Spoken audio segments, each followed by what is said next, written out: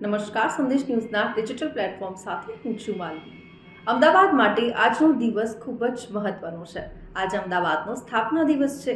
26 ફેબ્રુઆરી 1411માં અમદાવાદની સ્થાપના થઈ હતી. ત્યારે અમદાવાદની જાણી અજાણી સિરીઝમાં આજે વાત કરવી છે એ ઇતિહાસની. અમદાવાદમાં ભીડભાડ અને કોલાહલ ભર્યા 3 દરવાજામાંથી દિવસભરમાં હજારો લોકો પસાર થતા હોય છે. પરંતુ ભાગ્યે જ કોઈને ખબર હશે કે વચ્ચેનો દરવાજો 614 વર્ષથી એક હકીકત સંભાળીને ઊભો છે. 3 દરવાજામાંથી વચ્ચેના દરવાજામાં રહેલા એક ગોખલામાં એક દીવો અહેમદ શાહ બાદશાહના સમયથી અવિરત અને અખંડ જલી રહ્યો છે.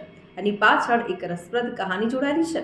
કહેવામાં આવે છે કે વર્ષો પહેલા દેવી લક્ષ્મી ભદ્રના કિલ્લા આગળ શહેરને છોડી જવા માટે રાત્રે આવ્યા. ચોકીદાર ખ્વાજા સિદ્દીક કોટવાલે તેમને અટકાવ્યા.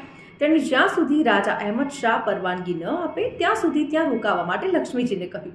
કોટવાલ રાજા પાસે જાય છે અને લક્ષ્મીજીને શહેરમાં રાખવા માટે પોતાનો વધ કરવા રાજાને કહે છે. ભદ્રના દરવાજા આગળ સિદ્દીક કોટવાલની કબર પણ આવેલી છે અને લક્ષ્મીજીનું પ્રતિનિધિત્વ કરતું ભદ્રકાલી માતાનું મંદિર આવેલું છે. જે 3 દરવાજાના એક ગોખમાંનો દીવો 614 વર્ષથી મુસ્લિમ પરિવાર દ્વારા પ્રજ્વલિત કરવામાં આવે છે. અહીંયા કોમી એકતાનું ઉત્તમ ઉદાહરણ પણ જોવા મળે છે.